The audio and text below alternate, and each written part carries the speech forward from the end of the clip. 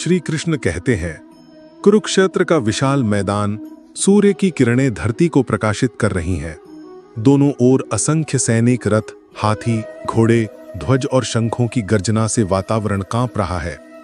हस्तिनापुर के महल में बैठे अंधे राजा धृतराष्ट्र ने अपने सारथी संजय से पूछा, हे संजय, कुरुक्षेत्र के धर्मक्षेत्र में जहां मेरे पुत्र और पांडु के पुत्र युद्ध करने आए हैं, वहां क्या हो रहा है? संजय ने अपनी दिव्य दृष्टि से युद्ध भूमि को देखा और कहना शुरू किया। कौरवों की सेना विशाल और गर्जनापूर्ण थी। भीष्म पितामह ने ऊंचे स्वर में शंख बजाया, जिसकी गूंज ने कौरवों का मनोबल बढ़ा दिया। फिर द्रोणाचार्य, कर्ण, कृपाचार्य और अन्य योद्धाओं ने भी अपने शंख बजाए। पांडवों की ओर से भी शंखनाद हुआ। श्री कृष्ण ने पांचजन्य शंख बजाया, अर्जुन ने देवदत्त शंख बजाया, भीम ने अपने भयानक पौंड्रव शंख से धरती आकाश गुंजा दिया। इस ध्वनि से कौरवों का हृदय कांप उठा। अर्जुन ने अपने सारथी श्री कृष्ण से कहा, हे अच्युत, मेरा रथ दोनों सेनाओं के बीच ले चलो। मैं देखना चाहता हूं कि मुझे किन से युद्ध करना होगा।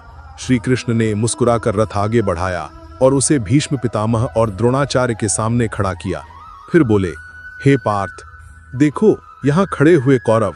अर्जुन ने देखा अपने ही दादाजी भीष्म, अपने ही गुरु द्रोण, अपने ही भाई, चाचा, पुत्र और मित्र, सबके सब युद्ध के लिए तैयार खड़े हैं। अर्जुन का हृदय द्रवित हो गया। उनके शरीर में कंपन होने लगा, धनुष हाथ से छूटने लगा। उन्होंने श्री कृष्ण से कहा, हे माधव, मेरे अंग शिथिल हो रहे हैं, मेरा मुख सूख रहा है, मेरा शरीर कांप रहा है। मैं इन प्रियजनों को मारकर कैसे जी सकता हूँ? मुझे न राज्य चाहिए, न सुख, न विजय। प्रियजनों के बिना ये सब व्यर्थ है। गुरु और संबंधियों की हत्या करके मैं पाप का भागीदार क्यों बनूं?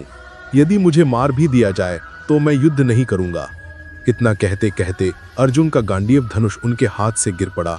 वे शोक और करुणा से भरकर रथ में बैठ गए। उनकी आंखों से आंसू बह रहे थे। युद्ध भूमि के मध्य, जहां शंखनाद गूंज रहा था, अर्जुन निराश और विचलित होकर खामोश हो गए। आपको यह कहानी पसंद आए हो तो मेरे चैनल को सब्सक्राइब करें, लाइक करें और शेयर करें।